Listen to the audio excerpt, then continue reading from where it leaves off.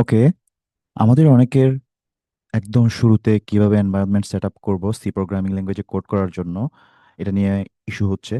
এর অংশ হিসাবে আমরা একটু দেখানোর চেষ্টা করব কি করা যায়।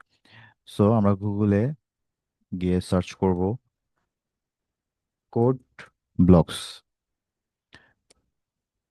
দেন কোড ব্লকসে ক্লিক করলাম। এখান থেকে ডাউনলোডসে ক্লিক করব, দেন ক্লিক অন বাইনারি রিলিজ। এখানে যেহেতু আমাদের উইন্ডোজ, যদি অন্য কারো ম্যাক ওএস বা লিনাক্স হয়ে থাকে সে ওটা অনুযায়ী সিলেক্ট করবা। আর যেহেতু আমাদের উইন্ডোজ, আর আমাদের উইন্ডোজ আমি ধরে নিচ্ছি বেশিরভাগই 64 বিটই হয়ে থাকবে। 64 বিট না হলে তখন ওভাবেই ডিসাইড করতে হবে। ও আমাদের পিসি 64 বিট আর 32 বিট, এটা আমরা হচ্ছে আমাদের কনফিগারেশনে গিয়ে চেক করে নিতে পারবো। তো এখান থেকে আমরা অনেকগুলো সেট আপ দেখতে পাচ্ছি, এর মধ্যে সব থেকে ইজিয়েস্ট সেট আপ হচ্ছে এটা। আমরা এখানে এটা ক্লিক করতে পারি। তো একদম লেটেস্ট ভার্সনটা আমাদের জন্য ডাউনলোড হবে হয়তো, আশা করছি। এই যে ডাউনলোড হচ্ছে।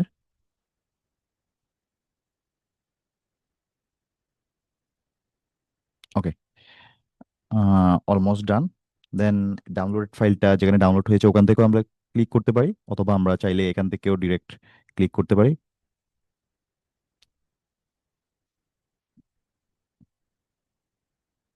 ওকে, আমাদের জন্য একটা মেনু আসছে ফর ইনস্টলেশন।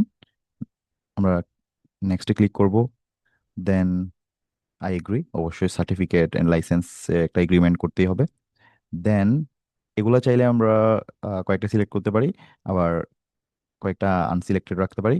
তবে সবগুলো সিলেক্টেড থাকুক ফর ইজি ইনস্টলমেন্ট। আমি যদি নেক্সটে ক্লিক করি, এবং এটার জন্য আমাদের 111.5 মেগাবাইট জায়গা দরকার পড়বে। নেক্সট। হ্যাঁ, আমার 309 মেগাবাইট জায়গা অ্যাভেলেবেল আছে, আর দরকার 111.5 মেগাবাইট। তার মানে ইনস্টলেশন করা যাবে। এবার আসা যাক এই যে ডেস্টিনেশন ফোল্ডার, তার মানে সি প্রোগ্রাম, সি ড্রাইভের মধ্যে প্রোগ্রাম ফাইলস ফোল্ডারের মধ্যে কোড ব্লকস নামে একটা ফোল্ডার ক্রিয়েট হবে, সেখানেই এটা ইনস্টল হবে। সো আমরা যদি ইনস্টলে ক্লিক করি তাইলে এটা ইনস্টলেশন শুরু হবে। এরপরে জাস্ট ফিনিশে ক্লিক করা। বুঝতে পেরেছি? আমার যেহেতু অলরেডি ইনস্টল করা আছে, আমি এটাকে আর রিইনস্টল করছি না। সো জাস্ট ইনস্টলে ক্লিক করার পর একটু টাইম নিবে সে, দেন ইনস্টলেশন কমপ্লিট হয়ে গেলে ফিনিশ বলে এরকম একটা অপশন চলে আসবে। আমরা ফিনিশে ক্লিক করার মধ্যে দিয়ে ইনস্টলেশন কমপ্লিট হবে। তো ইনস্টলেশন কমপ্লিট হওয়ার পরে আমরা হচ্ছে এখানে সার্চ বারে যদি কোড ব্লকস লিখি তাহলে সেই কোড ব্লকস আমরা খুঁজে পাবো। অথবা আমাদের পিসির যে ডেস্কটপ স্ক্রিনটা আছে ওখানেও যদি আমরা সেট আপ করে দিই যে এটা ডেস্কটপে থাকবে, তাহলে ওখানেও থাকতে পারে। তো আমি এখান থেকে ক্যান্সেল করে দিচ্ছি, আমার যেহেতু অলরেডি ইনস্টল করা আছে। তো কোড ব্লকস ওপেন করার পর এই কোড ব্লকস ওপেন হইলো। আমার এখানে আগে থেকে হয়তো কোড করা আছে, অনেকের কাছে এটা নাও থাকতে পারে। তারপর আমরা কিভাবে নতুন ফাইল ক্রিয়েট করব, এটার জন্য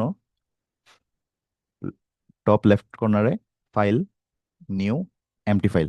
ওকে, অথবা আরেকটা শর্টকাট আছে, কন্ট্রোল শিফট এন একসাথে চাপলে আমাদের জন্য নতুন এমটি ফাইল ক্রিয়েট হবে। ওকে, ফাইল ক্রিয়েট হয়েছে, এই ফাইলটা আমাদের সেভ করতে হবে, কন্ট্রোল+S। ওকে, তো আমাদের জন্য একটা পপ আপ মেনু এসেছে। এখানে আমরা যদি একটু দেখি দিস পিসি। ওকে, তো আমরা দেখতেছি অনেকগুলার local disk or new volume এভাবে আসছে। তো এর মধ্যে আমি যদি কোনো নির্দিষ্ট ফোল্ডারে গিয়ে এটা সেভ করার চেষ্টা করি তাহলে সেটা সেভাবে সিলেক্ট করব। যেমন আমি এতক্ষণ পর্যন্ত বা এতদিন পর্যন্ত আমাদের ফাইলগুলো সেভ করছিলাম নিউ ভলিউম এফ এর মধ্যে। সেখানে আমাদের ডকুমেন্টস বলে একটা ফোল্ডার আছে, সেখানের মধ্যে আমার ফল 2026 বলে একটা ফোল্ডার আছে। সেখানে আমরা এই যে বিভিন্ন ধরনের ফোল্ডার দেখতে পাচ্ছি, এগুলো আমার এখানে আগে থেকে আছে। আর আমি যদি কোনোভাবে নিউ ফোল্ডার ওপেন করতে চাই তাহলে নিউ ফোল্ডার ক্লিক করতে হবে। অনেকের ক্ষেত্রে হয়তো মেনুটা এরকম না হইতে পারে।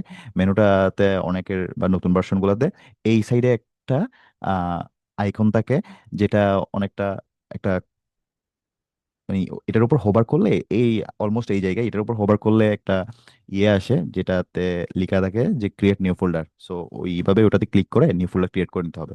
তারপর ফোল্ডারটার নামকরণ করতে পারি আমরা আমাদের ইচ্ছে মতো। তো আমি নিউ ফোল্ডার হিসেবে রাখলাম। তারপর এখানে যাওয়ার পর আমি লাইক এটা যদি এই ফোল্ডারের মধ্যে সেভ করতে চাই, এবং এই ফাইলটার নাম যা দিতে চাই, এই ফাইলটার নাম যদি যদি আমি TEST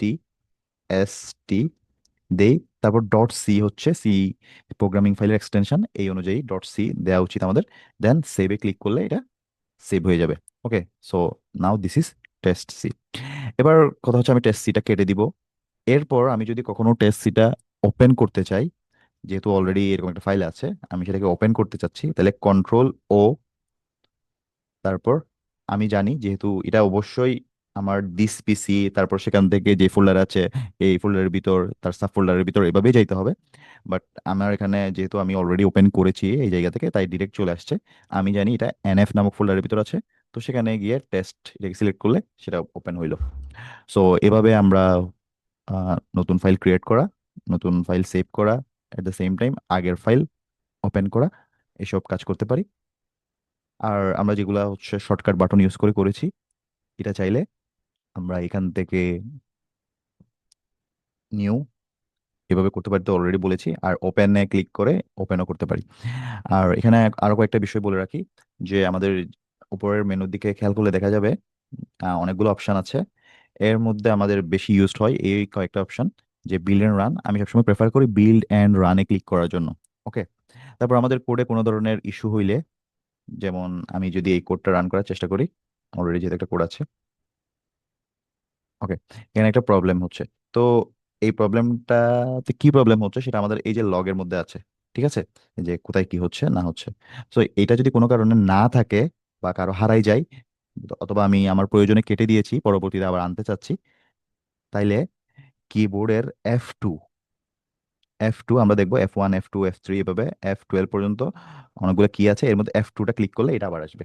ওকে, তারপর কোনো কারণে যদি এই অপশনগুলো চলে যায়, তাইলে আমরা হচ্ছে আমার ফাইলের, যে ফাইলটা নিয়ে আমরা কাজ করছি সেই ফাইলের উপর মাউস হোভার করে দুইবার ক্লিক করলে এগুলো আবার রিস্টোর হবে। সো আশা করি আমরা বুঝাতে পেরেছি। আহ, ধন্যবাদ সবাইকে for your time and patience. Thank you.